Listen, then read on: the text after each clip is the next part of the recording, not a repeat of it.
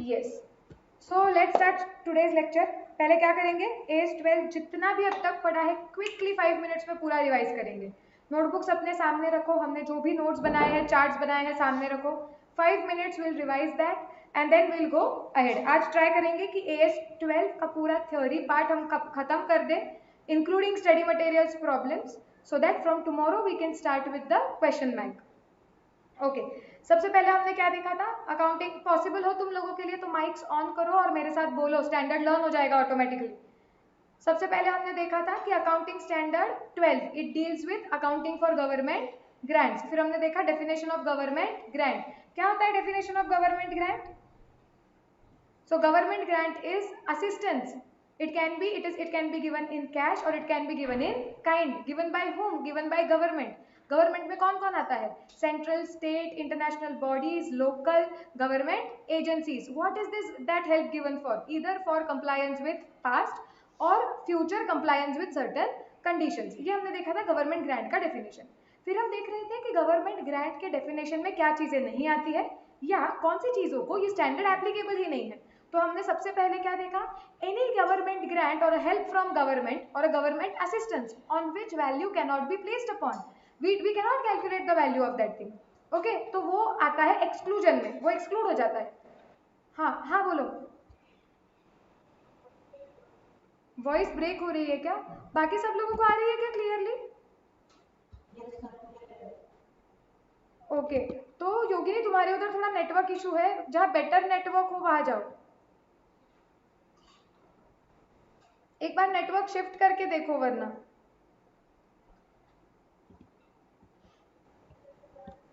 हाँ आ जाओ, फिर से ज्वाइन करो, फिर मैं रिवीजन कंटिन्यू करती हूँ।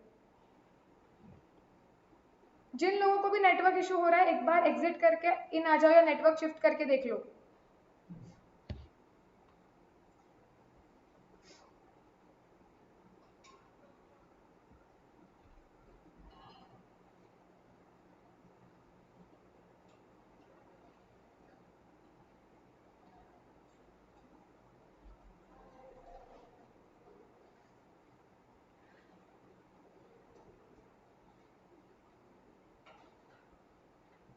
ओके, आई होप अभी आवाज क्लियर है।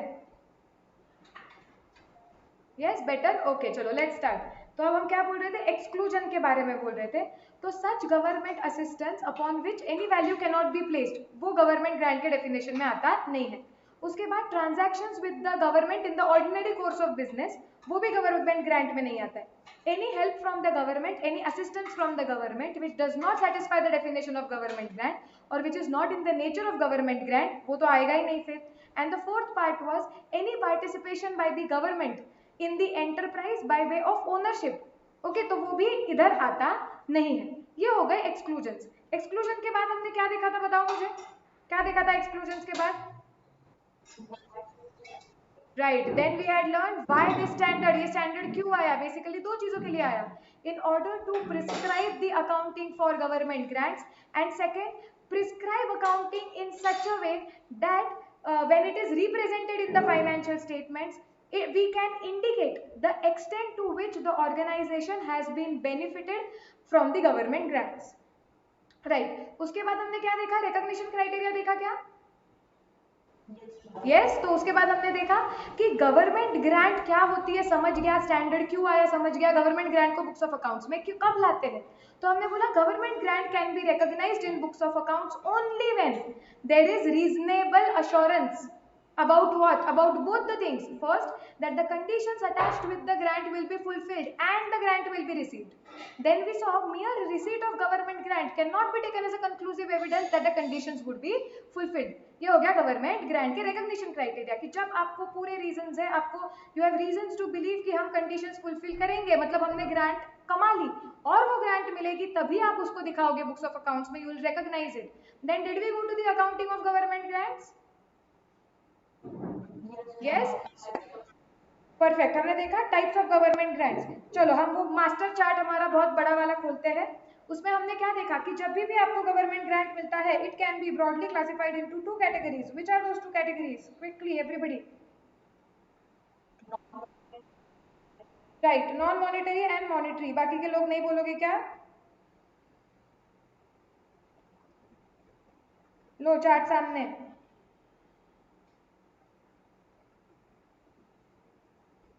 एक मिनट, इसको थोड़ा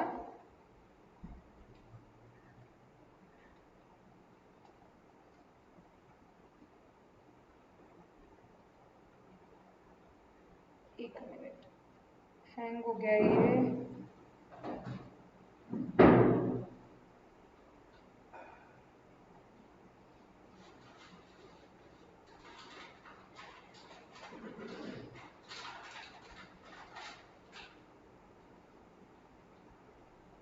हाँ, अब देखो ये पूरा चार्ट, हमने क्या बोला था कि जो भी गवर्नमेंट ग्रांट होगा उसे हम ब्रॉडली 2 कैटेगरीज में डिवाइड करेंगे, नॉन मॉनिटरी एंड मॉनिटरी। अगर आपको गवर्नमेंट ग्रांट मिली है तो आप पूछोगे कि वो नॉन मॉनिटरी है या मॉनिटरी। अगर वो बोल रहा है नॉन मॉनिटरी है तो हम नॉन मॉनिटरी सेक्शन में जाएंगे।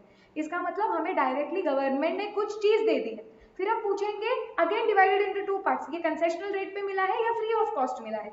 अगर कंसेशनल रेट पे मिला है तो हम वो एसेट की एंट्री बुक्स ऑफ अकाउंट्स में मारेंगे, but at the cost of acquisition, वो एसेट हमें जितने में मिली उतने में। So entry would be asset account debit to bank account at cost of acquisition.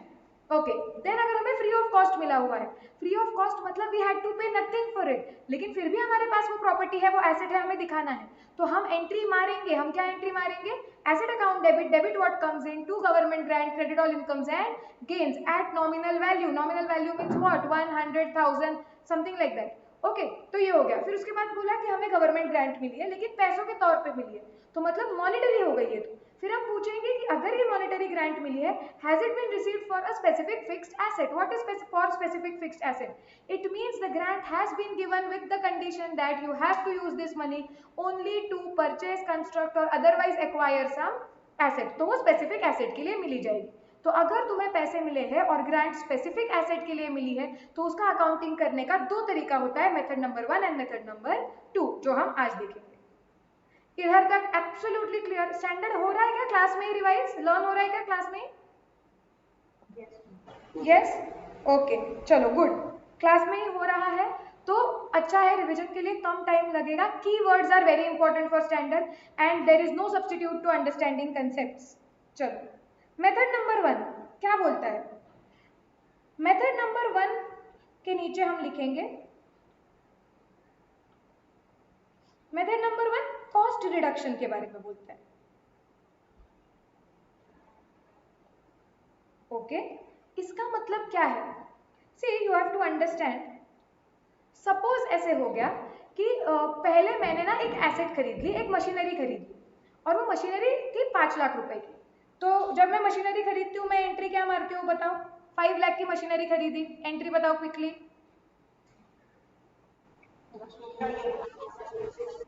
Right, correct, machinery account debit to cash oblique bank.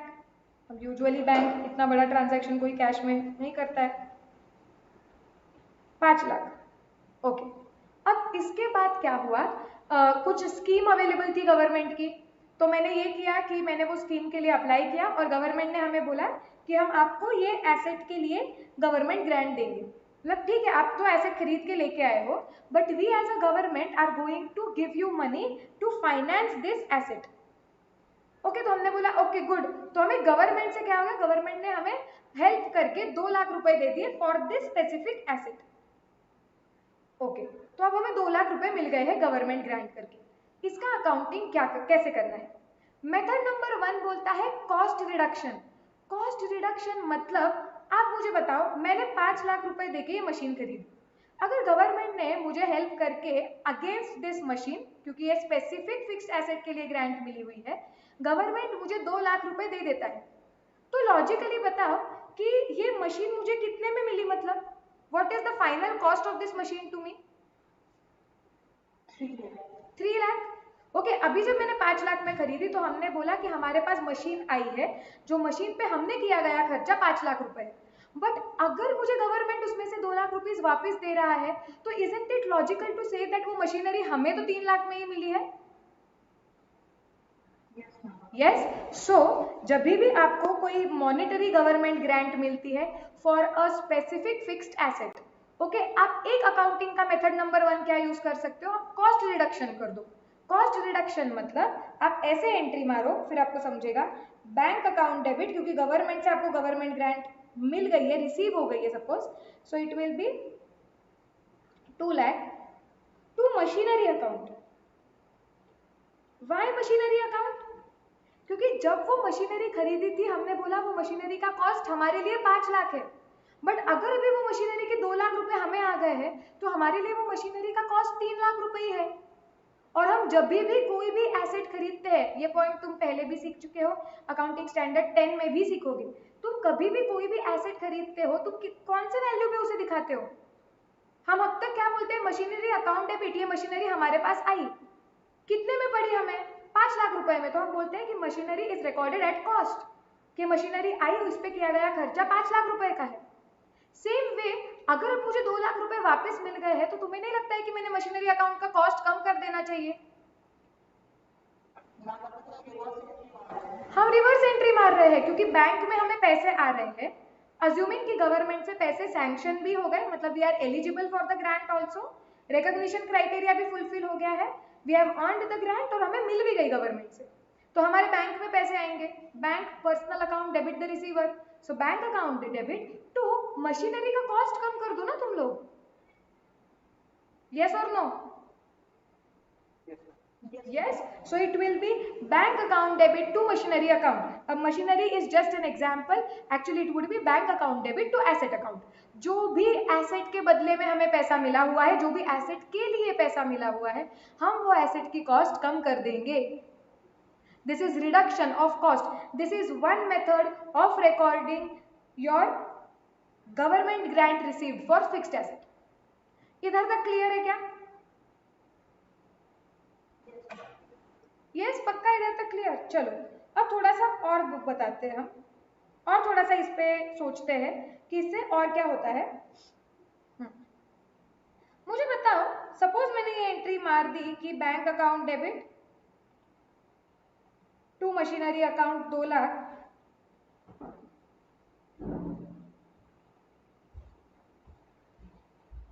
अब मशीनरी के cost को हाथ लगाया मैंने, जैसे मशीनरी के कॉस्ट को हाथ लगाया जाता है, मुझे बताओ क्या चेंज होगा?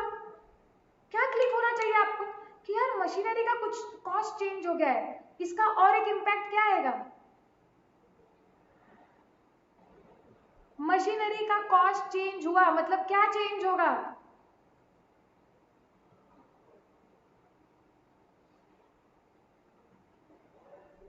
सोचो सोचो, थोड़ा जोर डालो दिमाग पे। Perfect, depreciation. करेक्ट सलोनी? अगर आपके मशीनरी का कॉस्ट चेंज होता है, व्हाट इज डेप्रिसिएशन? हम क्या बोलते हैं कि अगर मैंने मशीनरी 5 लाख रुपए में खरीदी है तो हम क्या बोलते हैं कि ये 5 लाख रुपए का खर्चा हमें 1 साल के लिए बेनिफिट नहीं देता है। ओके, अभी ग्रांट का थोड़ा सा साइड पे रखो, अज्यूम करो अभी ये ग्रांट मिली नहीं है। अगर ग्रांट मिली नहीं थी, नॉर्मल सम ले लो, हमने मशीनरी खरीदी 5 लाख रुपए की, तो हम उसे एसेट करके दिखाते हैं। एंड डू यू अग्री और नॉट कि हम ये 5 लाख रुपए जितने भी साल वो मशीन हमें बेनिफिट देगी, ये 5 लाख का खर्चा उतने सालों में बांटेंगे हम, that is called as depreciation. Yes और no? Yes, okay. So now please understand, अगर तुम्हारी मशीनरी का कॉस्ट ही चेंज हो गया है, इसका मतलब तुम्हारा डेप्रिसिएशन भी चेंज होगा, राइट? अब डेप्रिसिएशन चेंज कैसे करेंगे मुझे बताओ? चलो हम थोड़ा सा एक इलस्ट्रेशन लेते हैं, मैं एक एग्जांपल यहाँ पे पुट करती हूँ, फिर एनालाइज करते हैं कि इसका क्या क्या पूरा एंट्री, मतलब सारा अकाउंटिंग ट्रीटमेंट समझ के लेते हैं। एक इलस्ट्रेशन लेते हैं, चलो।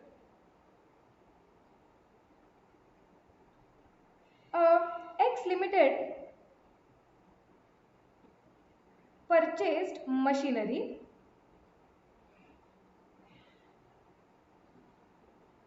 on 1st April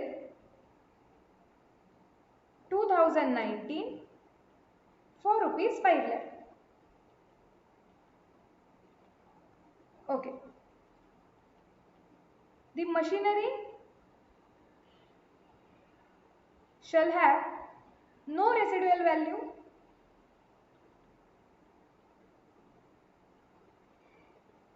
Okay, so the machinery is not going to have any residual value and it will be useful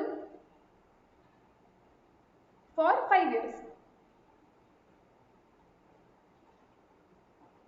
On 1st April 2020,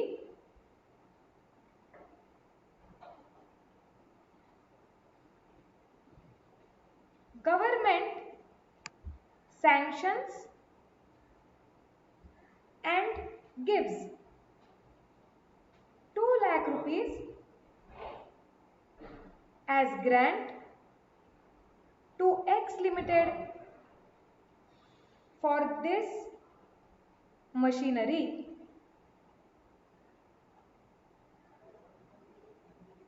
Past journal entries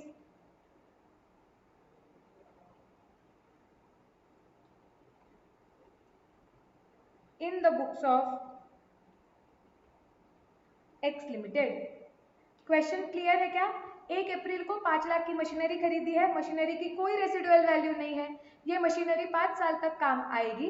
1 साल जब मैंने मशीनरी यूज कर ली, उसके बाद प्रोबेबली ऐसे हुआ कि हमने गवर्नमेंट का कोई स्कीम था, हमने उसके डॉक्यूमेंटेशन वगैरह सब प्रोसेस चालू कर दी थी, लेकिन 1 साल बाद गवर्नमेंट ने बोला कि हाँ आप एलिजिबल हो ये ग्रांट के लिए, और गवर्नमेंट ने हमें 2 लाख रुपए पे कर दिए। अब हमें बताया हुआ है कि एक्स लिमिटेड के बुक्स में क्या एंट्रीज आप पास करोगे, और आपको एंट्रीज मारनी है till the year, so you have to pass journal entries for 1920 and 2021. क्या क्वेश्चन आप लोगों को क्लियर है? आप नोटबुक में ये इलस्ट्रेशन करके लिख दो, हम इसे सॉल्व करेंगे, और वो जो मास्टर चार्ट है जैसे हमने डिसाइड किया था, आप लास्ट में ही ड्रॉ करना। If you want right this down. लिखना है क्या? 2 मिनट दूं मैं तुम लोगों को? हाँ, बस 2 मिनट में लिख लो। 2 पेज लगेंगे तुम्हें, जो भी तुम जहां पे भी ये चार्ट ड्रॉ करने के लिए तुमने जगह छोड़ी है, 2 कॉन्जिक्यूटिव पेजेस, एडजेसेंट पेजेस छोड़ दो, बड़ा चार्ट है बहुत। हाँ, और ये क्वेश्चन क्विकली लिख दो रिवीजन के लिए, for understanding the concept.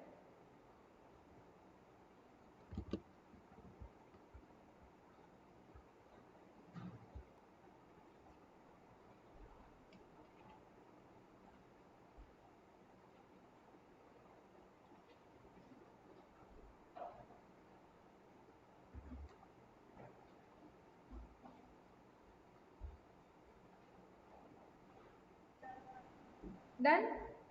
Everybody else हो गया? यस। चलो अब एकदम ठीक से start to end concept clear हो जाएगा। जर्नल एंट्रीज हम डिस्कस करेंगे, मैं डायरेक्टली अकाउंट्स ड्रॉ करती हूँ तो और इजीली समझेगा। अब मैं पहले हूँ, सॉरी,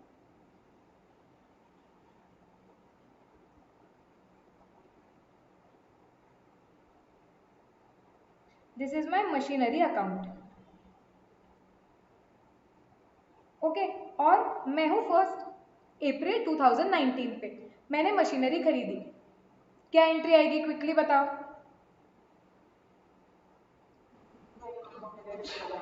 करेक्ट। मशीनरी अकाउंट के डेबिट साइड पे जाके लिख देंगे टू बैंक अकाउंट, 1 अप्रैल 2019 को 5 लाख। ओके, अब मुझे बताओ, 1 साल पूरा मशीनरी को यूज करने वाले, क्या उस 1 साल में और कुछ मशीनरी में मशीनरी अकाउंट में कुछ ट्रांजैक्शंस आएंगे क्या? कुछ किया है क्या उस 1 साल में 1920 में? डेप्रिसिएशन लगेगा सिर्फ साल के एंड में, लेकिन साल भर में कुछ नहीं किया है, और कि और कुछ नई मशीनरी खरीदी, कुछ बेची, ये कुछ नहीं हुआ है। बस जैसे साल खत्म हो जाएगा तो मैंने पूरे साल भर ये मशीनरी यूज की है, इसके लिए ये मशीनरी की वैल्यू घट जाएगी, और जितने से भी वो मशीनरी की वैल्यू घटेगी उतनी अमाउंट हम मशीनरी अकाउंट में से बाहर निकाल के उस साल का मशीनरी को यूज करने का कॉस्ट करके P&L अकाउंट में डालेंगे, मतलब ही डेप्रिसिएशन की एंट्री मारेंगे। डेप्रिसिएशन का कंसेप्ट याद आ गया? यस। क्विकली कैलकुलेट करो और मुझे बताओ कि साल के एंड में कितने का डेप्रिसिएशन लगेगा?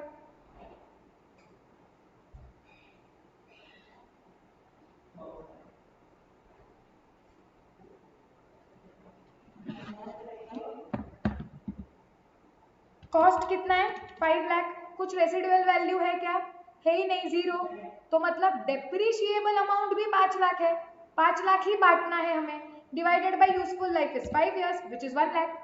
तो आपका एंट्री क्या आएगी, depreciation account debit to machinery account. So machinery के क्रेडिट में जाके लिखेंगे 2020 मार्च 31 बाय डेप्रिसिएशन 1 लाख,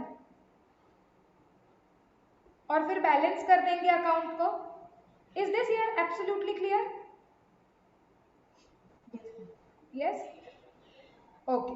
अब हम बैलेंस लिख लेंगे, मेरे साथ कंप्लीट करो। ओके, अब जब नया साल चालू होगा 2020 अप्रैल 1 हम लिखेंगे to balance brought down 4 lakh.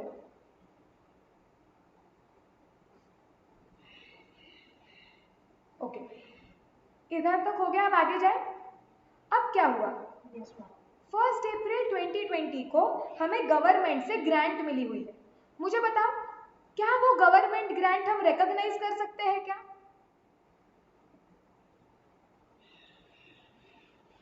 I am giving you more information कि वो ग्रांट से रिलेटेड जो कंडीशंस है वो पास्ट में फुलफिल हो चुके हैं और अभी हमने गवर्नमेंट ने हमें वो ग्रांट दे दी। नाउ टेल मी, सबसे पहले अगर ग्रांट मिली है तो रिकॉग्निशन क्राइटेरिया चेक करना पड़ेगा कि क्या हम बुक्स ऑफ अकाउंट्स में वो ग्रांट रिकॉर्ड करने के लिए एलिजिबल है क्या। Tell me, is the recognition criteria met?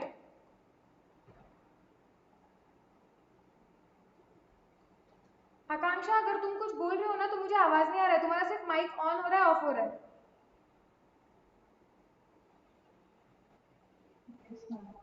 Recognition criteria is met, how it is met, बताओ मुझे वो दो कंडीशंस कैसे फुलफिल हो रही है।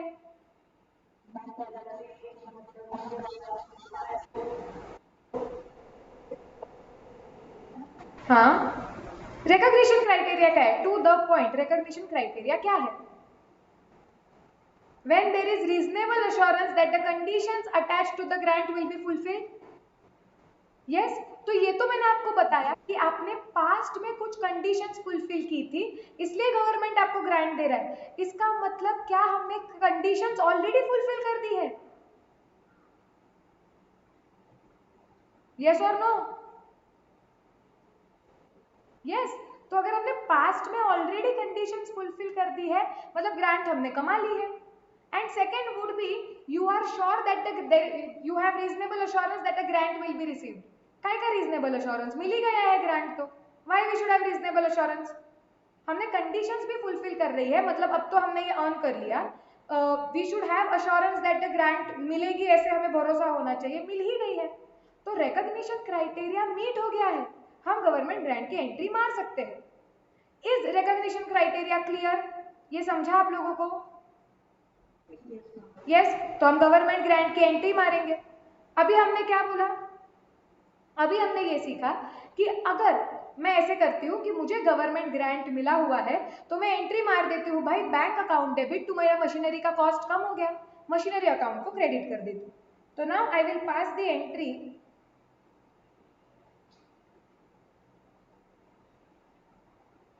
2020, यस 2020 ही है, अप्रैल 1 है, हम लिखेंगे by bank account 2 lakh. Entry clear है सबको? एंट्री क्या मारी हुई है, bank account debit to machinery account.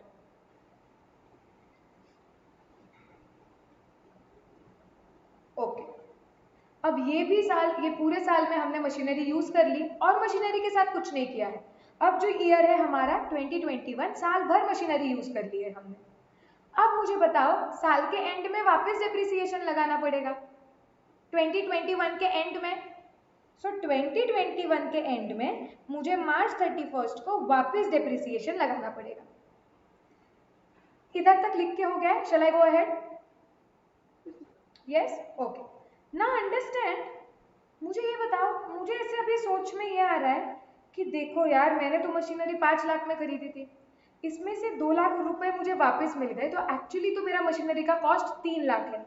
लेकिन पहले साल का जब मैंने डेप्रिसिएशन रिकॉर्ड किया था तब तो यार मैंने 5 लाख डिवाइडेड बाय 5 क्या कर दिया था, तो मैंने पहले साल का डिप्रिसिएशन, मेरी मशीनरी कॉस्ट 5 लाख है ये सोच के डाला था कि 5 लाख रुपए की मशीनरी का खर्चा 5 साल पे डिवाइड करना है, तो हर एक साल का खर्चा 1 लाख आएगा।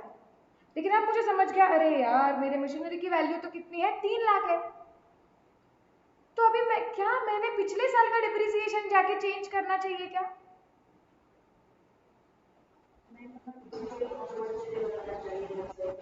इस ईयर ऑनवर्ड से करना चाहिए।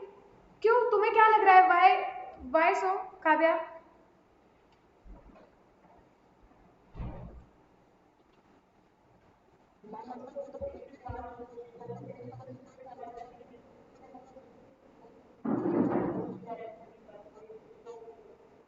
सी, थोड़ा करेक्ट डायरेक्शन में जा रहे हो। मुझे बताओ कि एक साल पहले तक, मतलब 31 मार्च 2020 इस डेट पे, ठीक है, जब आप डेप्रिसिएशन की एंट्री मार रहे थे, क्या आपको पता था क्या कि उसका आपको गवर्नमेंट ग्रांट सच में सैंक्शन हो जाएगी और मिलेगी? नहीं। उस दिन पे जो परिस्थिति थी, जो सिचुएशन थी, क्या वो सिचुएशन के हिसाब से आपने करेक्ट एंट्री मारी है? यस। तो इसका मतलब अब तक जो हम पिछले साल जो अकाउंटिंग हमने किया 31 मार्च को, वो actually was perfect as per the situations as on that date. So logically अगर मुझे बाद में जाके ये चीज समझी है, तो अभी उधर पिछले साल में जाके मैं हाथ नहीं लगा सकती हूँ। क्यों?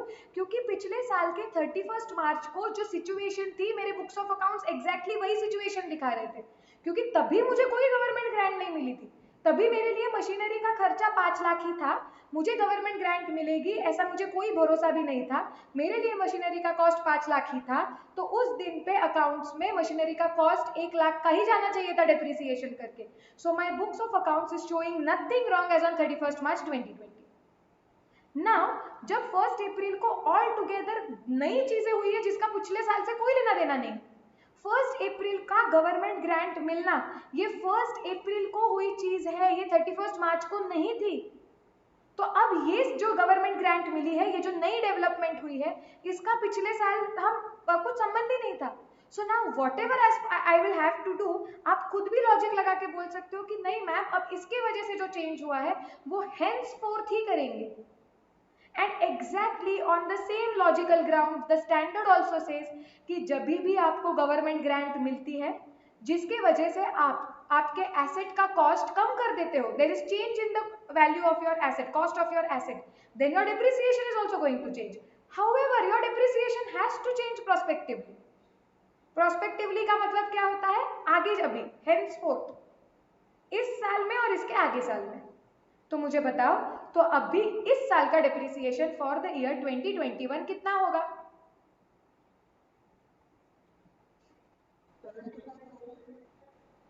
ओके, कोई 70 बोल रहा है, कोई 50 बोल रहा है। ओके, देखते हैं। जब मैं मशीनरी अकाउंट के पास देखती हूँ, मुझे साल के पहले दिन पे दिख रहा है कि मेरा मशीनरी का कॉस्ट कितने का है, 4 लाख की मशीनरी का कॉस्ट मुझे अभी भी स्प्रेड करना है, माइनस 2 लाख, 2 लाख का तो वसूल हो गया। मतलब एक्चुअली अभी मशीनरी का कॉस्ट कितना है मेरे लिए, सिर्फ 2 लाख का, जो मुझे स्प्रेड करना है बचे हुए सालों पे। अब बचे हुए साल कितने हैं, 5 थे, उसमें से 1 चला गया है, तो अभी 4 बचे हैं, ये साल पकड़ के हमारा, so divided by 4, so it is 50,000। yes, so my entry will be depreciation account debit to machinery account 50,000। कैसे 75,000 कैलकुलेट किया बताओ? 5 लाख लेके किया ना, 3 लाख डिवाइडेड बाय 4 साल किया ना।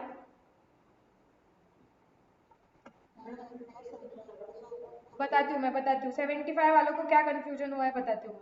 एक सेकेंड, मैं बस इधर एंट्री लिख लूँ। हाँ, ये देखो, जिन लोगों ने 75,000 कैलकुलेट किया वो अभी फोकस करो कि तुम लोगों ने क्या किया। तुम लोगों ने बोला कि एसेट की कॉस्ट है 5 लाख, ओके, वो 5 लाख में से 2 लाख कम हो गए, तो तुम बोल रहे हो कि वो एसेट की कॉस्ट 3 लाख है, और अब ये 3 लाख 4 साल पे बांटना है डिवाइडेड बाय 4, इसलिए तुमने बोला 75,000।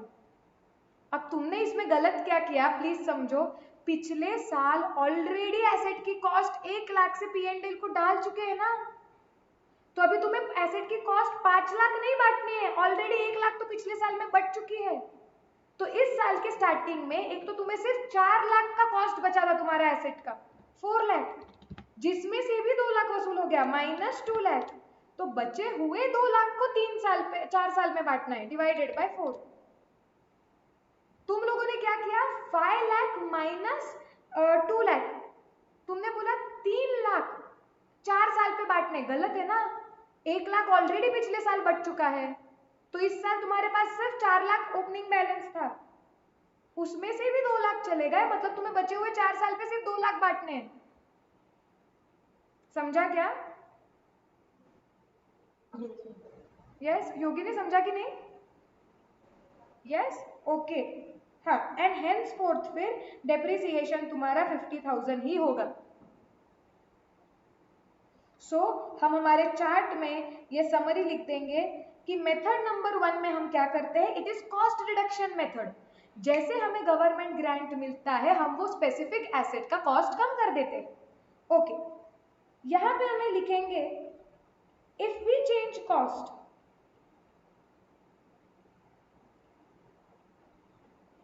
depreciation will also change.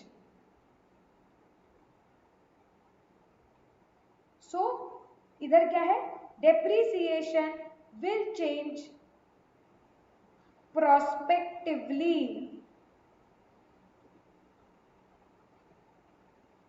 Prospectively मतलब पीछे पिछला जो साल हो गया उधर से कुछ चेंज लेके नहीं आएंगे, आगे henceforth चेंज करेंगे। So depreciation will change prospectively. Is this clear? Yes? Okay. ये चार्ट तो तुम लोग बाद में लिखने वाले हो, ये पूरा लिख के हो गया मशीनरी अकाउंट? हाँ, कंप्लीट कर लो, फिर थोड़ा और आगे जाते हैं इसी मेथड में, और एक पार्ट बस बचा है।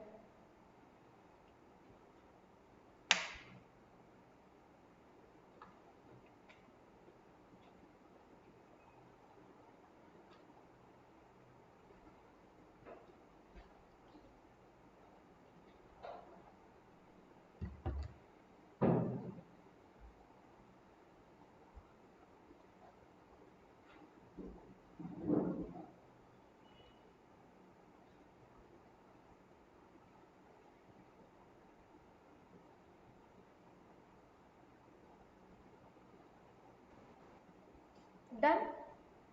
Okay.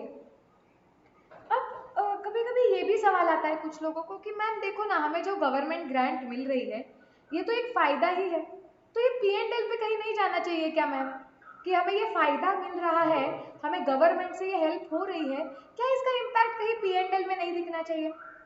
I tell you something, इस तरीके से अकाउंटिंग करके भी गवर्नमेंट में से हमें ये जो मदद मिल रही है इसका इम्पैक्ट कहीं ना कहीं P&L पे जाता ही है। कैसे, मैं बताती हूँ। If this government grant would not have been received, please understand your depreciation for year number 1 would have been still 1 lakh. वो तो बदलता ही नहीं था। This is year I am talking about if grant was not received. तो तुम्हारे year number 1 का Depp होता था 1 लाख, वो तो 1 लाख ही रहता था पहले भी अभी भी। अगर गवर्नमेंट ग्रांट नहीं मिलती थी तो ईयर नंबर 2 का डेप कितना होता था बता?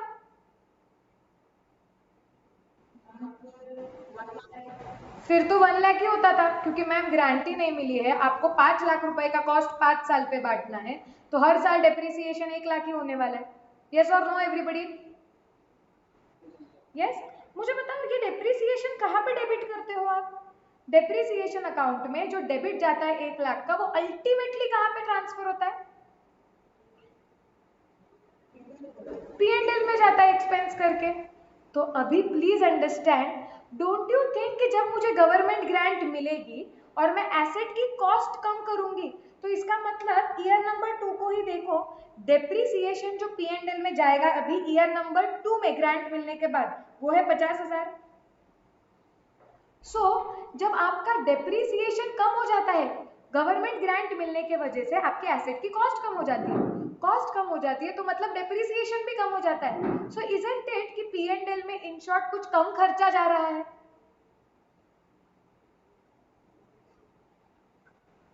यस, सो इसका मतलब ये जो गवर्नमेंट ग्रांट, गवर्नमेंट से मिला हुआ जो हेल्प है, isn't it ultimately going to P&L? How it is going to P&L? By way of reduced depreciation. Ultimately ये गवर्नमेंट से जो मदद हमें मिली, इसका इम्पैक्ट हमारा P&L पे ही जाएगा। कैसे जाएगा? जो P&L में ज्यादा खर्चा जाने वाला था डेप्रिसिएशन का, अब वो खर्चा कम जाएगा। तो it is through reduced depreciation. इस मेथड में रेड्यूस्ड डेप्रिसिएशन के जरिए ये गवर्नमेंट से मिली हुई हेल्प हमारे P&L में जाती है। Are we clear about this? Yes, good. So हम ये चार्ट में लिख देंगे ये पॉइंट भी।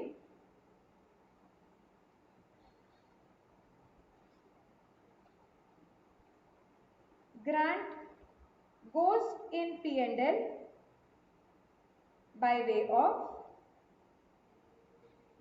reduced depreciation.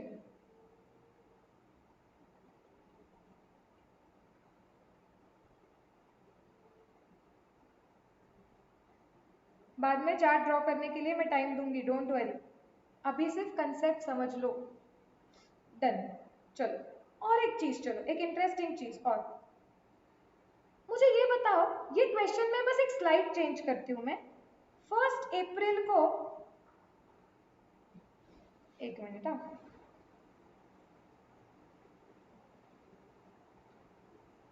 थोड़ा सा मुझे एक केस कवर कर लेने दो।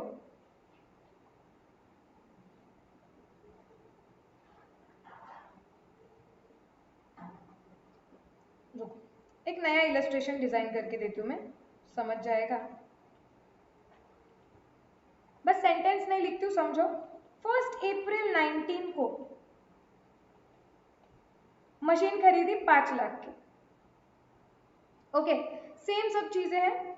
Useful life 5 years, RV residual value 0। After 10 days फिर जो भी गवर्नमेंट की स्कीम थी, we started with the procedures.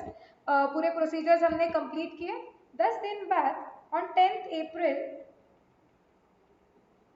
2019 government grant sanction हो गई। हमने कंडीशंस फुलफिल कर दिए थे पास्ट में, उसके वजह से हमें ग्रांट मिल गई, रिसीव भी हो गई पूरे 5 लाख की। टेल मी, अब देखते क्या होगा। 1 अप्रैल को क्या आएगी entry? 2019 machinery account debit, machinery को खरीदने की entry 5 lakh.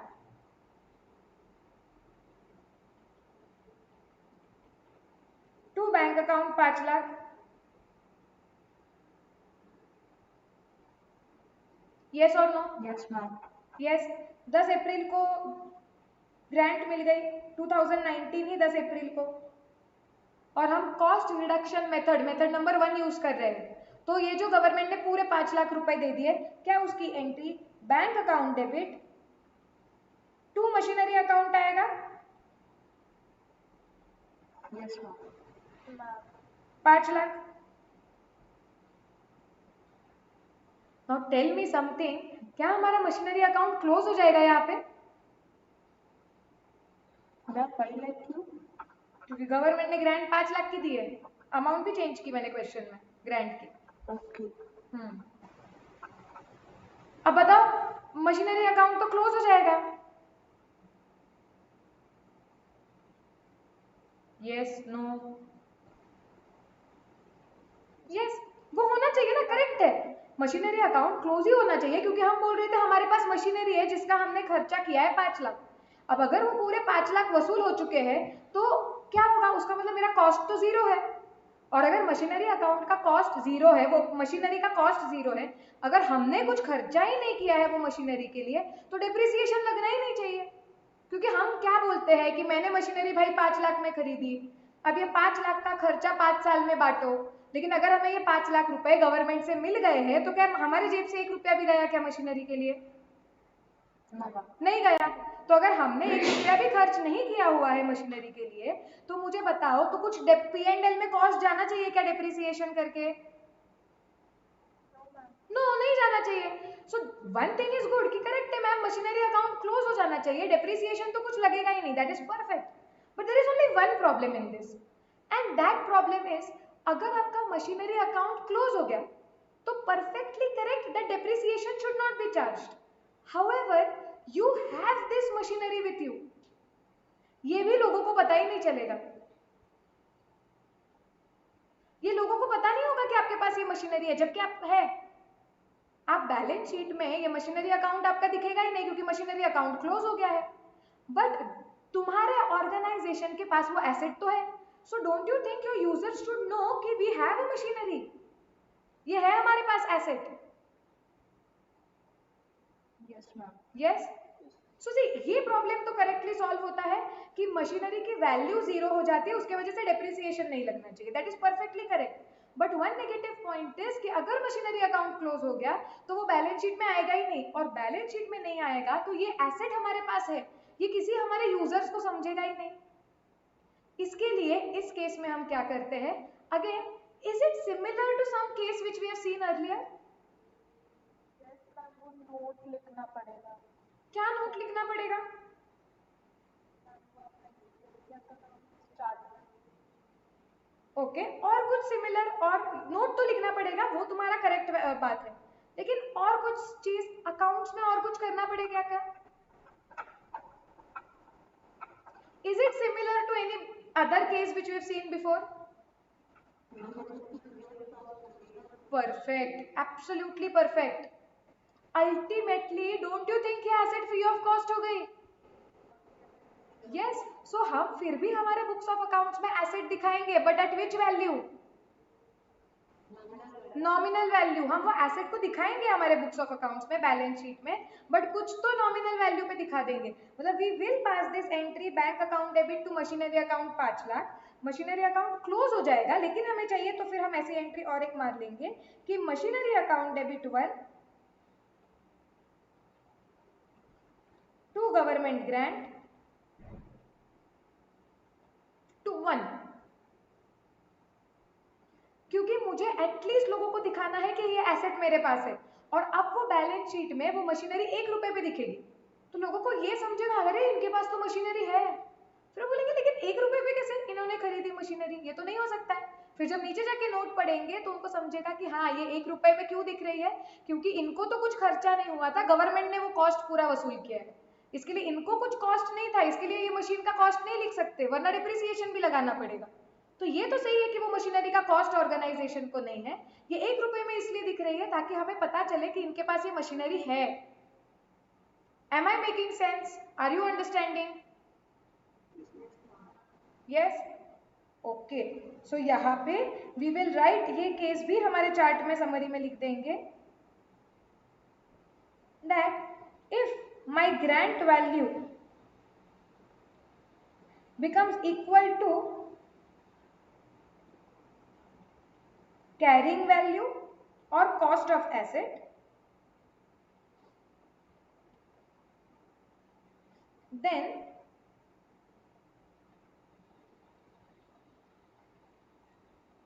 asset should be shown at nominal value.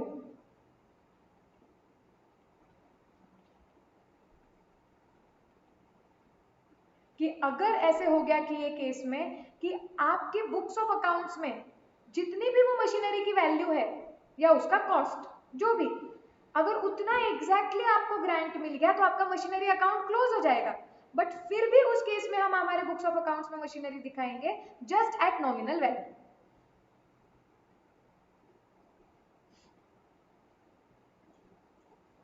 Okay, illustration note करना है कर लो। अब इसे इलस्ट्रेशन नाम मत दो चाहिए तो, क्योंकि तुम जब स्टडी मटेरियल के सम सॉल्व करते हो तो भी तुम इलस्ट्रेशन लिख दो, कंफ्यूज हो जाएगा। तुम लिख दो concept understanding problem 2।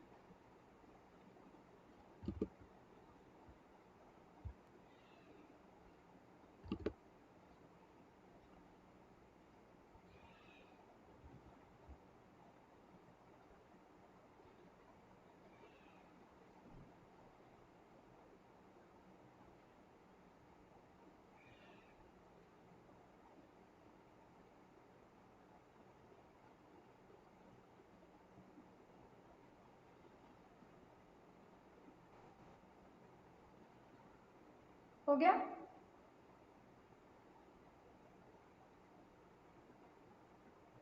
Shall we go ahead?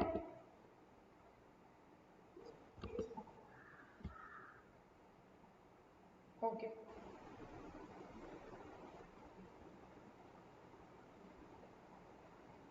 ये चार्ट एक बार ऐसे देखो, पढ़ने शायद से ज्यादा नहीं आएगा स्क्रीन पे, but I want to show you कि अभी हम वो चार्ट में कहाँ तक पहुंचे and what are we understanding. अब देखो, we have to go to method number 2। अब ये क्या है, देखो कि हमें गवर्नमेंट ग्रांट मिली हुई है, ये फर्स्ट स्टेप था। उसके बाद हमें वो गवर्नमेंट ग्रांट, हमने पूछा कि चीज दी है गवर्नमेंट ने या पैसे दिए, तो हमने बोला पैसे दिए हैं, तो हम इस साइड पे आ गए चार्ट के। फिर हमने पूछा कि ये जो गवर्नमेंट से पैसे मिले हुए हैं, is it in relation to a specific fixed asset, क्या ये स्पेसिफिक एसेट के लिए दिए गए हैं क्या? तो आंसर आया हाँ, ये स्पेसिफिक फिक्स्ड एसेट के लिए हमें दिए गए। ओके, फिर हमने बोला ठीक है, इसका अकाउंटिंग करने के दो तरीके हैं, मेथड नंबर 1 हमने देख लिया। अब हम देख रहे हैं कि इसका अकाउंटिंग करने का और एक तरीका हो सकता है, दैट इज मेथड नंबर 2। तो हम उस स्टेप में पहुंचे, मतलब गवर्नमेंट ग्रांट मिली, पैसों में मिली, पर्टिकुलर एसेट के लिए मिली, and now we are learning another method of how we should record this transaction. तो हम फ्लो वाइज कहाँ पे है, ये क्लियर है क्या? यस, चलो अब method number 2, let me just quickly erase some part of this.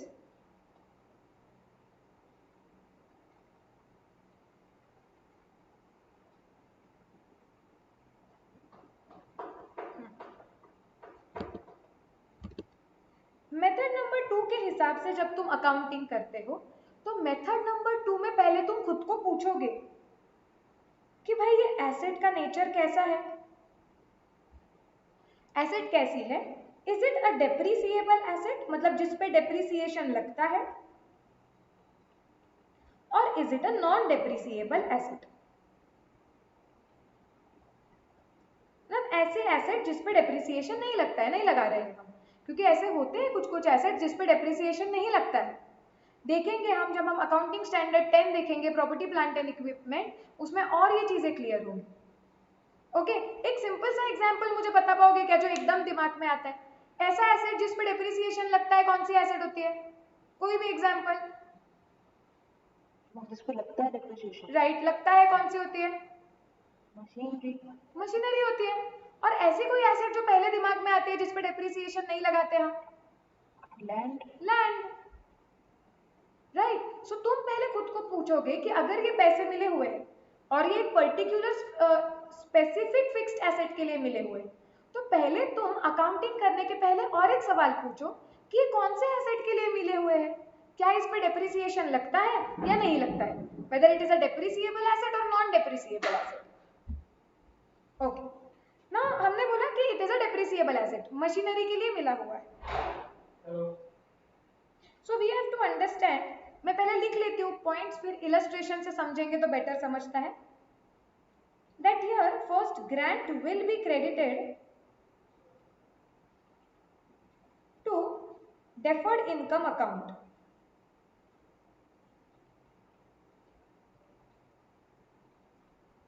Okay ma'am, deferred income account का मतलब क्या होता है, पहले तो ये बताओ, ये कुछ नया ही वर्ड आपने यूज किया है। सो डेफर का मतलब होता है, differing something is postponing something. तो जैसे मुझे गवर्नमेंट ग्रांट मिलती है ना, ये मेथड क्या बोलता है, आपको ग्रांट मिल गई ना, आप एक अकाउंट ड्रॉ करो और वो अकाउंट में डालो और वो डेफर्ड इनकम हो। मतलब मैम अभी भी नहीं समझ रहा है, रुको, नहीं समझेगा ऐसे। सेम एग्जांपल लेते हैं, एक सेकेंड ना, लेट मी जस्ट चेक कि can I use the same example, आपको अच्छी तरीके से समझेगा क्या।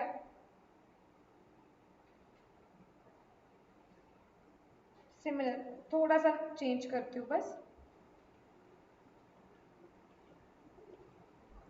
इलस्ट्रेशन, ये वाला एग्जांपल सेम,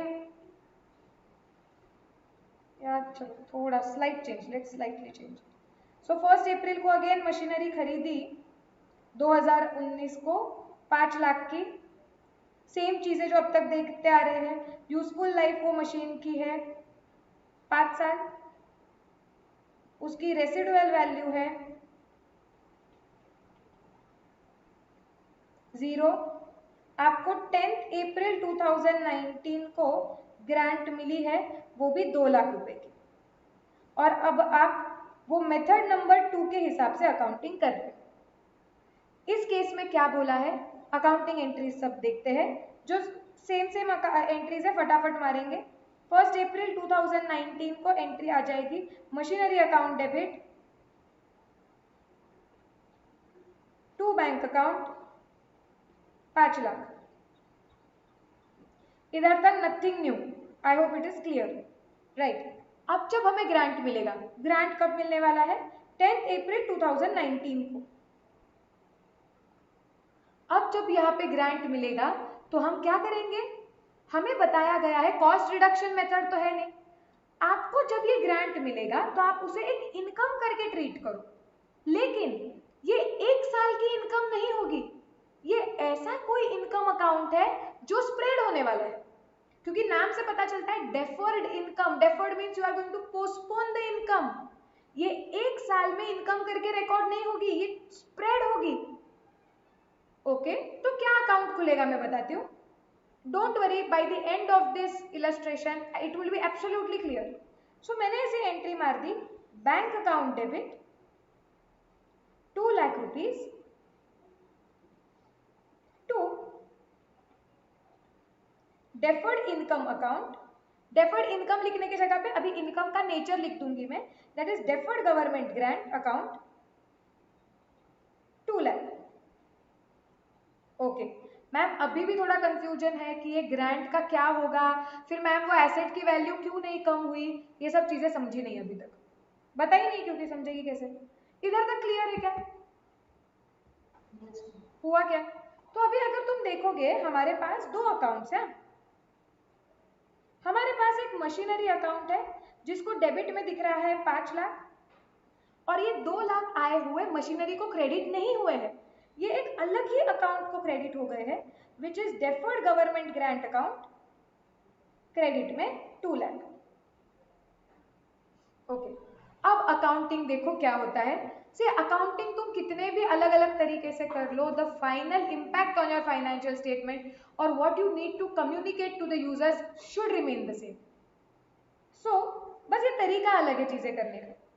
अब कैसे होगा, पहला साल खत्म हो जाएगा, ये हमने 1 अप्रैल को किया था 2019, ये 2019 अप्रैल 10 को किया था। अब और वो मशीनरी से रिलेटेड पूरे साल में कुछ भी नहीं हुआ, सो साल के एंड में डेप्रिसिएशन लगाना पड़ेगा। 2020 31 मार्च कितना डेप्रिसिएशन लगाओगे बताओ।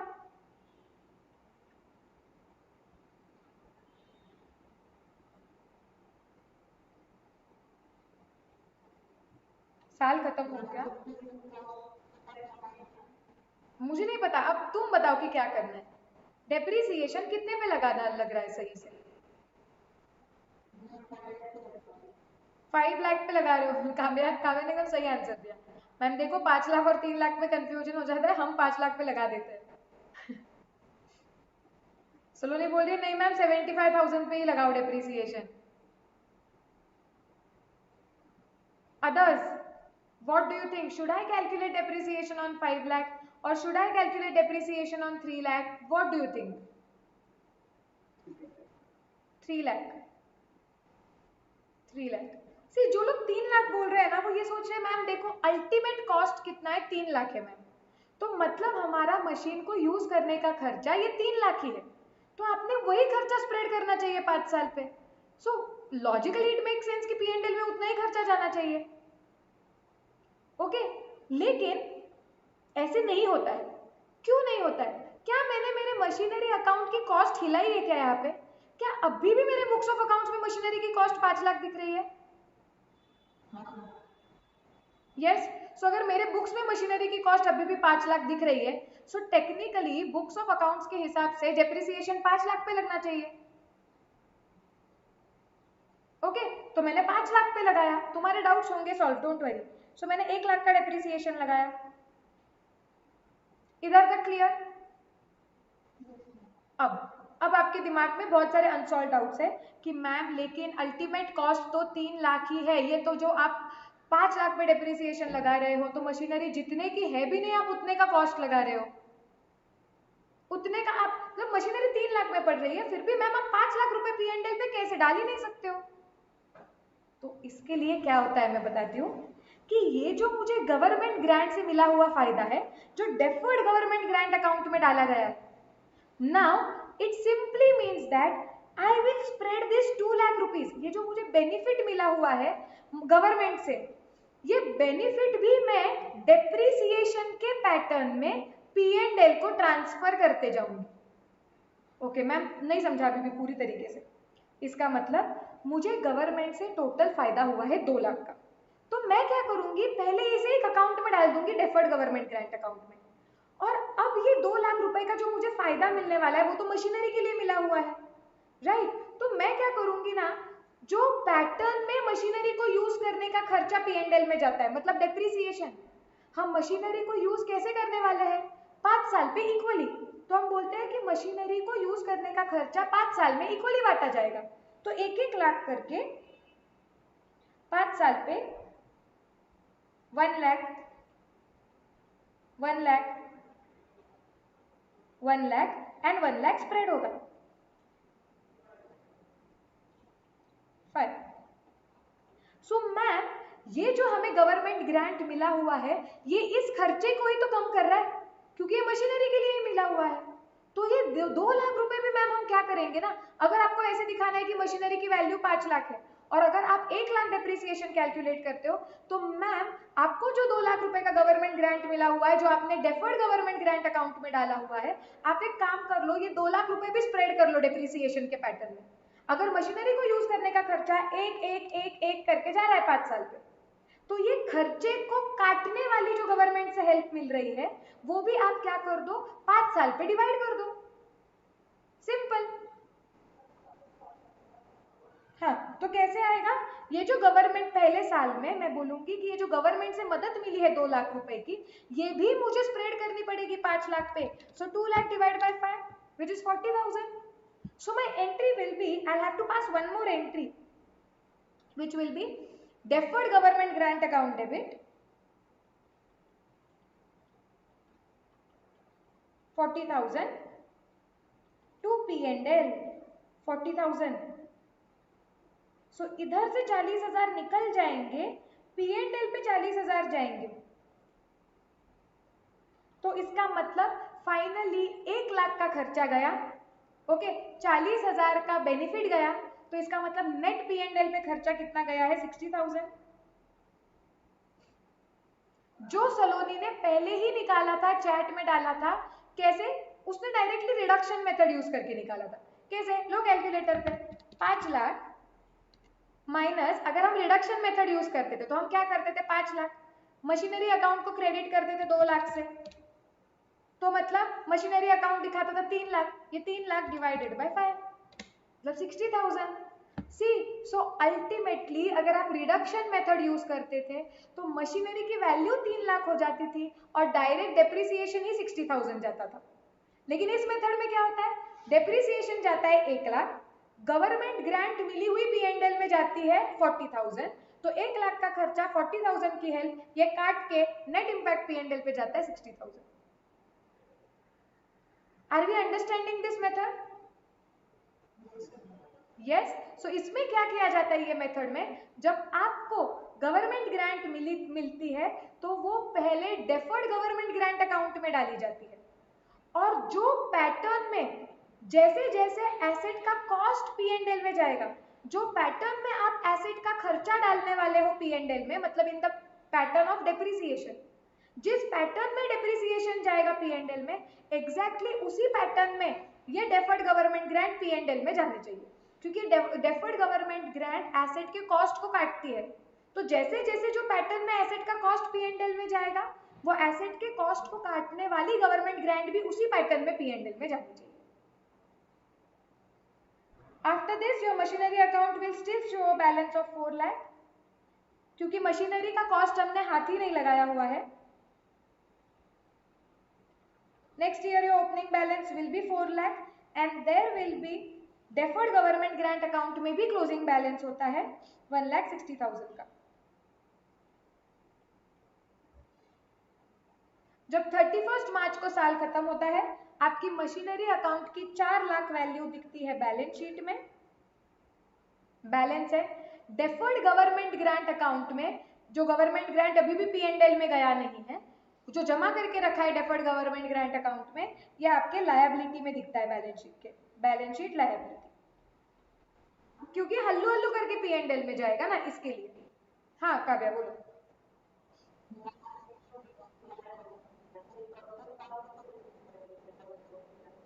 जब तक वो डेफर्ड गवर्नमेंट ग्रांट जीरो नहीं होता है ना, हम अब क्या करेंगे काव्या, हर साल तुम थोड़ा थोड़ा करके P&L में डालोगे, और अल्टीमेटली जैसे एसेट की लाइफ खत्म हो जाएगी, क्योंकि तुम एसेट के लाइफ पे ही इसे स्प्रेड कर रहे हो डेप्रिसिएशन के पैटर्न में, तो जैसे इस केस में भी तुम देख लो, जैसे 5 साल खत्म हो जाएंगे, वो तुम डेफर्ड, हर साल तुम डेफर्ड इनकम में से 40,000 निकाल के P&L में ट्रांसफर करोगे, तो ईयर नंबर 2 में वापस एंट्री आएगी deferred government grant to P&L। ऐसे हर साल में एंट्री मार के 5वें साल के एंड में डेफर्ड अकाउंट जीरो हो जाएगा।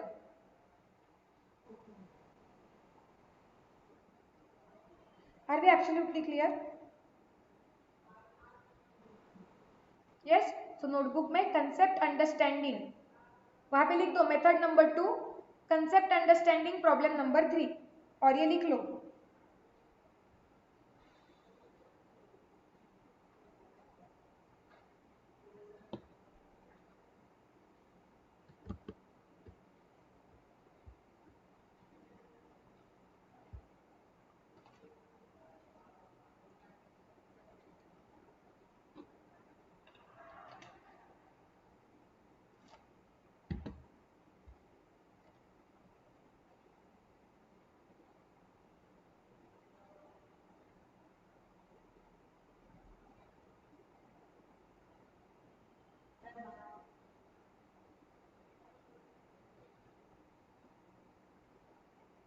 सबका हो गया?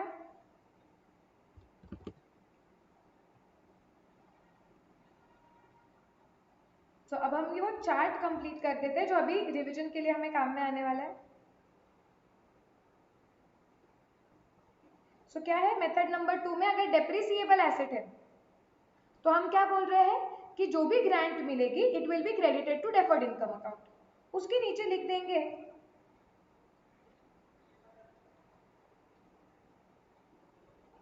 It will be transferred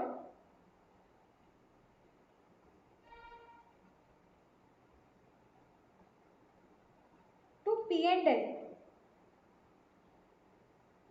on, standard में जो वर्ड है उसका वो वर्ड लिख रही हूं मैं, ऑन सिस्टमैटिक, ऑन सम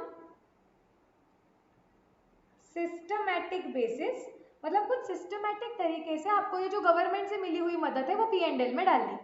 और लॉजिकली सिस्टमैटिक बेसिस क्या होगा कि जैसे एसेट का कॉस्ट जाता है वही पैटर्न में आप डालो, क्योंकि ये गवर्नमेंट ग्रांट एसेट के कॉस्ट को ही काटने के लिए मिली है। So the standard says that it will be transferred to P&L on some systematic basis, और एक वर्ड स्टैंडर्ड यूज करता है which is systematic and rational basis,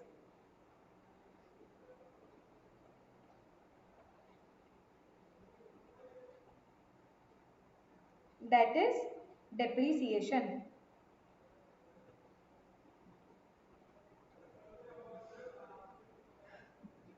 Clear?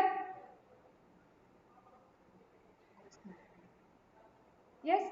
दोनों में थोड़ा और पार्ट ऐसा थ्योरी है थोड़ा, उसके बाद ना फिर मेजॉरिटी पार्ट ऑफ स्टैंडर्ड खत्म हो जाएगा, तो अब तक हमने जितना पार्ट किया है हम फिर उस पर 1-2 सम्स करेंगे, फिर स्टैंडर्ड का बचा हुआ पार्ट करेंगे। I know there are too many things which are going, but we'll revise it, don't worry. Shall I go ahead? Non depreciable asset के उधर जाना है क्या?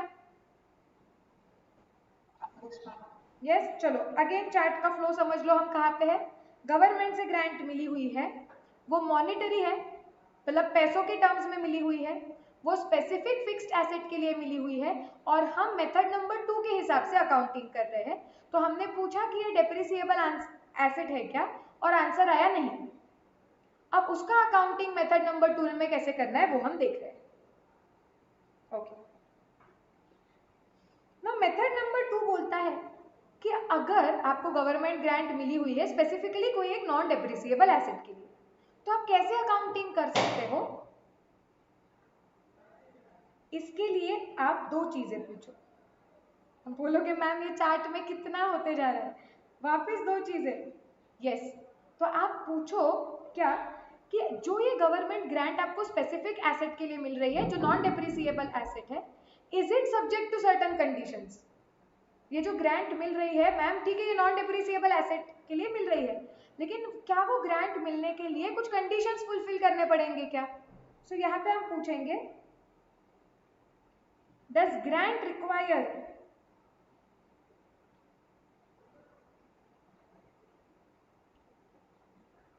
fulfillment of obligations? ओके, मतलब आपको गवर्नमेंट ग्रांट मिली, पैसों में मिली, स्पेसिफिक एसेट के लिए मिली, तो हमने बोला अच्छा ये स्पेसिफिक एसेट के लिए गवर्नमेंट ग्रांट लगती है लेकिन इसमें डेप्रिसिएशन नहीं लगता है। तो हमें क्या बताया गया, आप इसका अकाउंटिंग करने का और एक तरीका बताया गया है, वो क्या है? पहले आप पूछो कि क्या ये गवर्नमेंट ग्रांट के साथ कुछ कंडीशंस अटैच्ड है, क्या आपको कुछ ऑब्लिगेशंस पूरे करने हैं क्या? Okay, and if the answer is yes, हाँ कि गवर्नमेंट ग्रांट हमें ये एसेट के लिए दी गई है और गवर्नमेंट ने हमें कुछ कंडीशंस भी दिए हुए हैं फुलफिल करने के लिए, तो उस केस में हम इलस्ट्रेशन लेंगे, डोंट वरी। उस केस में क्या करना है, grant will be again credited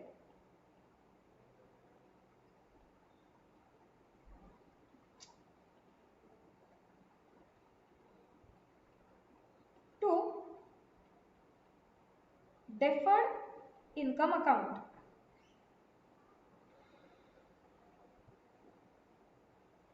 okay, and same ऐसा ही है treatment, that grant will be transferred to P&L, it will be transferred to P&L on some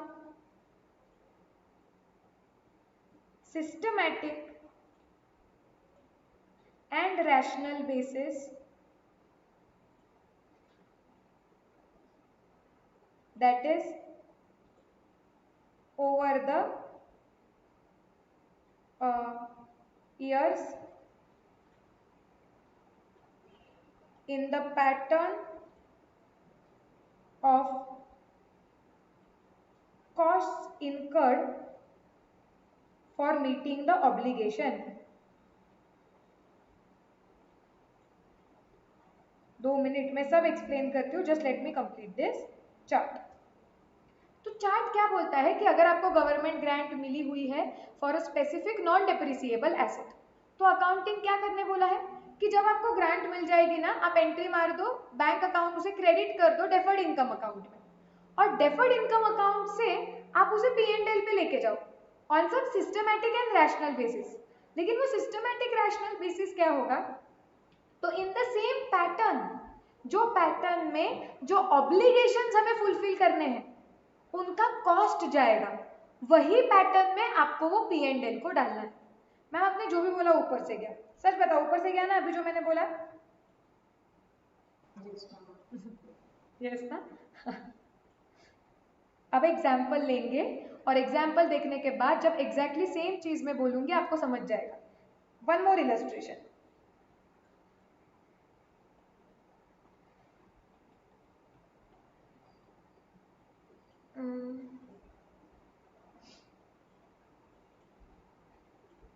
So let's say X Limited purchase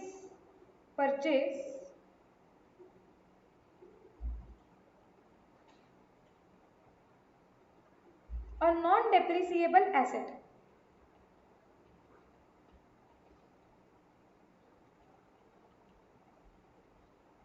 on 1st April 2019 for rupees 5 lakh की जमीन खरीदी है। Okay, now government sanctions the grant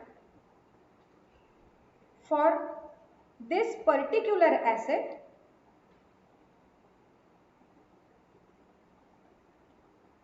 and the grant is received on 10th April 2019, rupees 2 lakh. Okay. Now the grant is sanctioned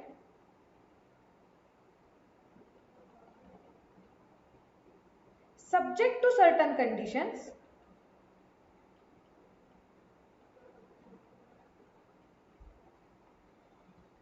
which X Limited will have to fulfill for next 5 years. Like जैसे suppose x limited ने वो non depreciable asset कौन सी खरीदी है, land. Okay और government ने क्या बोला कि आपने 1 अप्रैल को खरीदा है, लेकिन गवर्नमेंट ने बोला 10 अप्रैल को ग्रांट आपकी सैंक्शन हो गई, आपको 2 लाख रुपए मिल भी गए, लेकिन गवर्नमेंट ने बोला है कि ये 2 लाख रुपए हम वापस ले लेंगे अगर आप अगले 5 साल के लिए ये जमीन आपको पर्टिकुलरली कुछ एक ही काम के लिए यूज करनी है. Let's say government says that you have to use this land only for growing let's say bamboo.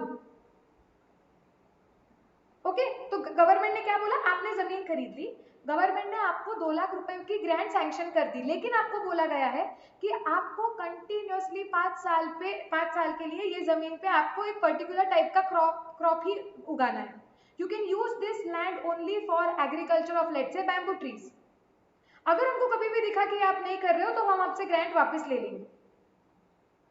तो ऐसा है कि आपको ग्रांट मिली है but it is subject to certain obligation to fulfill in the future. Okay. तो देखो क्या हमारा वही केस में बैठ रहा है, क्या पैसों में ग्रांट मिली हुई है, मॉनेटरी है, उसके बाद क्या स्पेसिफिक फिक्स्ड एसेट के लिए मिली है क्या, यही यस वही जमीन के लिए मिली है आपको, वो जमीन का ही कॉस्ट गवर्नमेंट आपको दे रही है. क्या ये जो गवर्नमेंट ग्रांट है इसके लिए कुछ हमें फ्यूचर में कंडीशंस फुलफिल करने हैं, then the answer is yes. अब ये मेथड नंबर 2 जो हम सीख रहे हैं इसमें इसका अकाउंटिंग कैसे होगा वो देखते हैं. क्वेश्चन क्लियर है क्या, सिनेरियो क्लियर है, केस क्लियर है?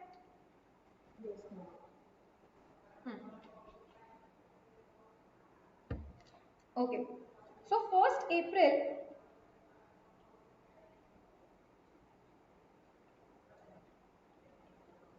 अप्रैल 1st पे एंट्री तो वही अपनी आएगी, लैंड अकाउंट डेबिट 5 लाख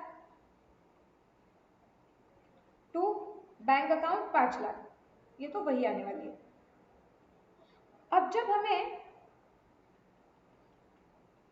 अप्रैल 10 को गवर्नमेंट ग्रांट मिलेगी तो मैं पूछूंगी रिकॉग्निशन क्राइटेरिया मीट हो रहा है क्या, तो मैं बोलूंगी देखो मैं तभी गवर्नमेंट ग्रांट रिकॉग्नाइज कर सकती हूँ जब I have reasons to believe, I have reasonable assurance that the conditions attached to the grant will be fulfilled and I say कि मेरा बिजनेस ही वो बैम्बू ट्रीज का है, मैंने लैंड वही इंटेंशन से खरीदी है, मेरा बिजनेस ही वही चीज का है. So do you think I have reasons to believe कि अगले 5 साल के लिए मैं ये लैंड बैम्बूज के लिए ही यूज करने वाली हूँ? Do you think I will be able to fulfill the conditions given by the government?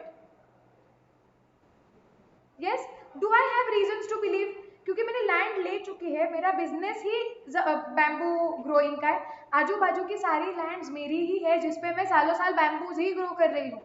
Then do you think I have reasons to believe that this land will be used for the next 5 years for bamboo growing only? Yes. हाँ तो सी recognise कब कर सकते हैं आप, grant को books of accounts में कब दे सकते हो कि जब आपको लग रहा है कि आप कंडीशंस फुलफिल करोगे, तो वो तो हो गया. And when the grant will be receive, तो ग्रांट तो रिसीव हो ही गई है. Recognition criteria met, shall I pass entry for government grant now? Yes. तो अब एंट्री मारेंगे. अभी हमने देखा मेथड नंबर 2 क्या बोलता है कि जब आपको ऐसे केस में अगर गवर्नमेंट ग्रांट मिल रही है तो आप उसे क्रेडिट करोगे डेफर्ड इनकम को, ये मेथड नंबर 2 में. तो मैं एंट्री क्या मार दूंगी यहाँ पे, bank account debit 2 lakh to deferred income account 2 lakh. Okay अभी मुझे कंसंट्रेशन एकदम हाई चाहिए, क्योंकि अभी मेन लॉजिक आ रहा है कि ऐसे क्यों बोला है स्टैंडर्ड में। सी, जब मैंने मशीनरी खरीदी थी 5 लाख रुपए की, और जब मैंने 2 लाख रुपए डेफर्ड इनकम में डाले थे, तो हम क्या बोल रहे थे कि ये मशीनरी को यूज करने का खर्चा 1-1 लाख रुपए है, जो मेरे P&L में जा रहा है 1-1-1-1-1 5 साल पे। और ये जो गवर्नमेंट से मदद मिली हुई है, ये मशीन के कॉस्ट के लिए ही मिली हुई है। तो जितनी भी गवर्नमेंट से मदद मिल रही थी मुझे, वो मदद मैं ये कॉस्ट को काटने के लिए वही पैटर्न में P&L में डाल रही थी। सिमिलर लॉजिक से, लेकिन यहाँ पे मुझे एक डाउट होता है कि मैम देखो लैंड है, लैंड मिली हुई है, लेकिन मैम लैंड को यूज करने का कोई खर्चा जो है ये P&L पे जाता ही नहीं है। तो उस केस में ये जो गवर्नमेंट ने हमें 2 लाख रुपए दिए हुए हैं, मैम वो P&L में कैसे डालेंगे? क्योंकि लैंड का ही कॉस्ट जाता नहीं है P&L पे, क्योंकि लैंड में डेप्रिसिएशन ही नहीं लगता है। तो मैम अगर लैंड का कॉस्ट ही आप P&L पे नहीं डालोगे, तो आप ये गवर्नमेंट ग्रांट जो आपको मिल रही है वो आप P&L में डाल के क्या करोगे? क्योंकि कॉस्ट जाना चाहिए कुछ, फिर आप वो कॉस्ट को काटने के लिए गवर्नमेंट ग्रांट डालोगे। Is my doubt making sense to you all? लेकिन प्लीज अंडरस्टैंड, ये क्या है, गवर्नमेंट ग्रांट हमें क्यों मिली है कि आप वो लैंड, हम लैंड को देंगे, लेकिन कंडीशन दी हुई है आपको कि 5 साल जमीन वो बाम्बू के लिए यूज करोगे तो ही पैसे मिलेंगे गवर्नमेंट ग्रांट के, तभी आप एलिजिबल होगे। सो इसका मतलब डोंट यू थिंक वो कंडीशंस फुलफिल करने के लिए मुझे कुछ खर्चे होंगे जो P&L के डेबिट में जाएंगे? 5 साल वो लैंड पे बैम्बू ग्रो करो, उसके कुछ खर्चे होंगे, तो उसके खर्चे P&L में जाएंगे। यस, सो लॉजिकली ये जो गवर्नमेंट ग्रांट मिली हुई है, मैं बोल सकती हूँ कि ये जो गवर्नमेंट ग्रांट मिली हुई है मैंने उसे P&L में डालना चाहिए, क्योंकि ये लैंड को वो 5 साल वो कंडीशंस फुलफिल करने के लिए, वो ग्रांट हम कब कमाएंगे? जब हम वो कंडीशंस फुलफिल करेंगे, और वो कंडीशंस फुलफिल करते वक्त खर्चे होंगे जो P&L में जाएंगे। तो वो कंडीशंस को फुलफिल करने के लिए जो खर्चे P&L में जा रहे हैं, ये जो गवर्नमेंट ग्रांट आपको मिली है, आप वो भी P&L में डालो फिर, क्योंकि ये ग्रांट वो खर्चों को काटेगी। And that is why we say कि अगर आपको नॉन डेप्रिसिएबल एसेट के लिए गवर्नमेंट ग्रांट मिली है, तो पहले पूछो कि क्या आपको कुछ कंडीशंस फुलफिल करने हैं क्या।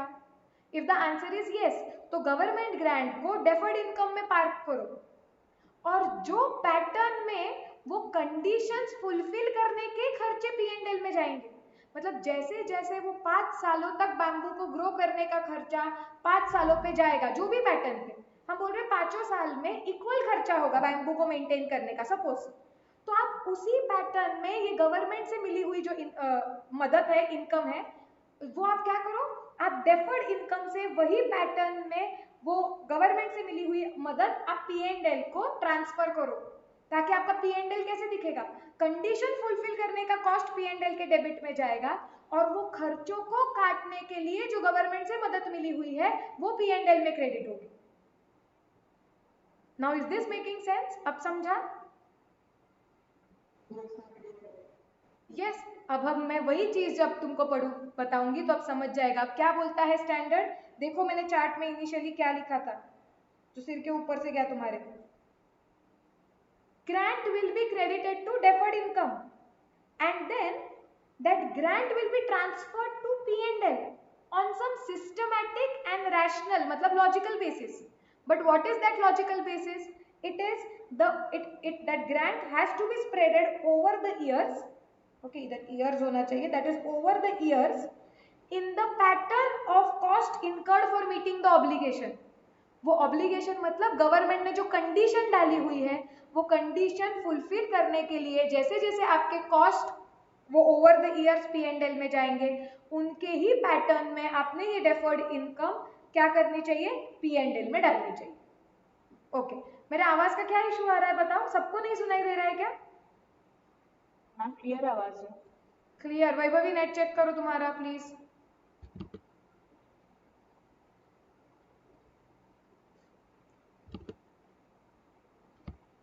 Are we clear about this accounting treatment?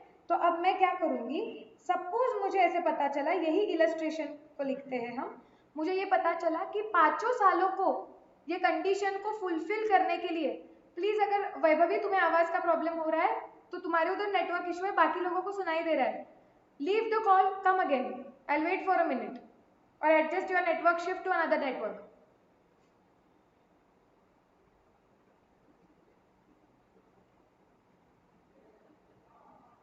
वाह, मैं जो बोल रही हूँ उसे वो भी नहीं सुनाई दिया, वो मैसेज बोल रही है क्या बोल रहे हो बोलो रे उसको कोई।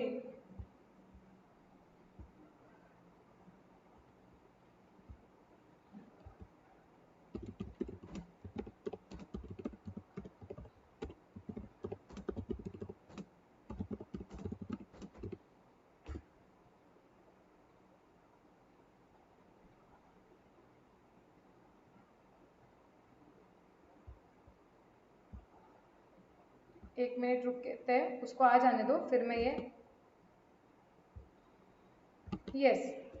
सो एज वी वर डिस्कसिंग, हम कहाँ तक पहुंचे थे, अब इसका अकाउंटिंग देख रहे थे हम कि जैसे गवर्नमेंट ग्रांट मिल गया हमें, उन्होंने क्या बोला कि आप डेफर्ड में डालो, तो मैंने डेफर्ड में डाल दिया। अब अगर मुझे पता है कि ऑब्लिगेशन मतलब कंडीशंस को फुलफिल करने के लिए मुझे जो भी कॉस्ट लगने वाला है वो 5 साल पे इक्वल जाना चाहिए, जाने वाला है, सो लॉजिकली फिर ये डेफर्ड इनकम भी P&L पे वो कॉस्ट के पैटर्न में जाना चाहिए। तो अगर वो कॉस्ट का पैटर्न 5 साल में इक्वल है तो डेफर्ड इनकम भी P&L में इक्वल जाएगा 5 साल पे। So again my entry during 2020 March 31st will be deferred income account debit, okay, to P&L 50,000.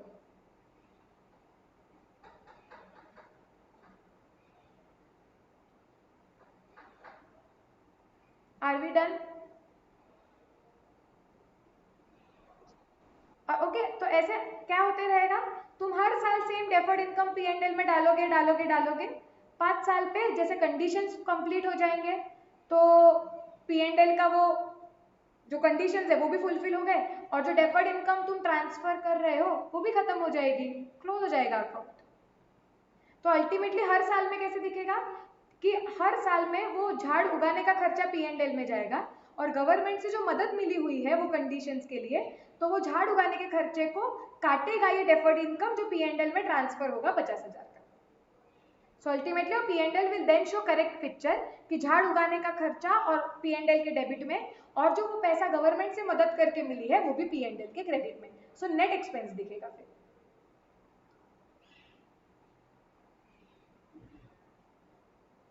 So this part of the chart, I hope it is absolutely clear. Yes, don't worry, अब ये chart अब कुछ ज्यादा heavy concept नहीं है, खत्म होने आया है चार्ट, थोड़ा बाकी है। अब अगेन कौन से पार्ट पे आ गए, अब चार्ट का फ्लो देखो वापस हम कहाँ पे है कि आपको गवर्नमेंट ग्रांट मिली हुई है, पैसों में मिली हुई है, मॉनेटरी है, स्पेसिफिक फिक्स्ड एसेट के लिए मिली हुई है, आपने मेथड नंबर 2 सिलेक्ट किया है अकाउंटिंग के लिए, आपने पूछा कि ये एसेट पे डेप्रिसिएशन लगता है क्या, तो हमने बोला नहीं ये नॉन डेप्रिसिएबल एसेट है। फिर हमने पूछा कि अच्छा आपको कुछ कंडीशंस फुलफिल करने हैं क्या, हमने बोला नहीं कुछ कंडीशंस फुलफिल करने नहीं है, so there is no obligation.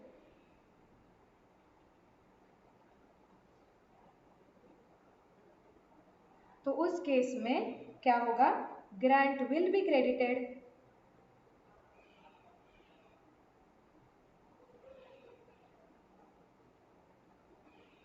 To capital reserve.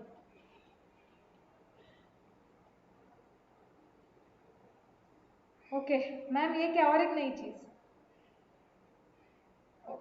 Same example continue कर सकते हैं अभी, सिर्फ क्या चेंज करती हूँ मैं, देखो मैंने लैंड खरीदी 5 लाख रुपए की non depreciable asset same 1 April को, गवर्नमेंट से ग्रांट सैंक्शन हो गई, गवर्नमेंट ने ग्रांट हमें दे दी 10 अप्रैल को 2 लाख रुपए की, एंड ये जो पार्ट है ना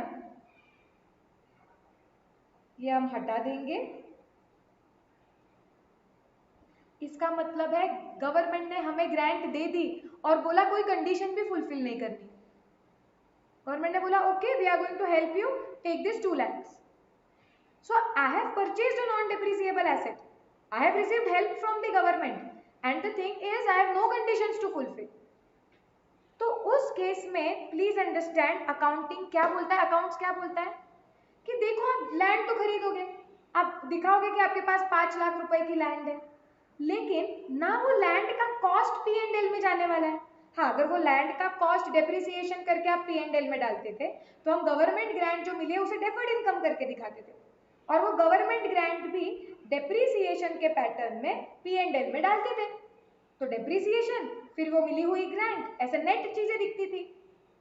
या अगर आपको लैंड मिली है और आपको कंडीशंस दी है तो वो कंडीशंस को फुलफिल करने के खर्चे P&L में जाते थे, तो वो खर्चों को काटने के लिए जो गवर्नमेंट की मदद मिली हुई है वो हम P&L में दिखा देते।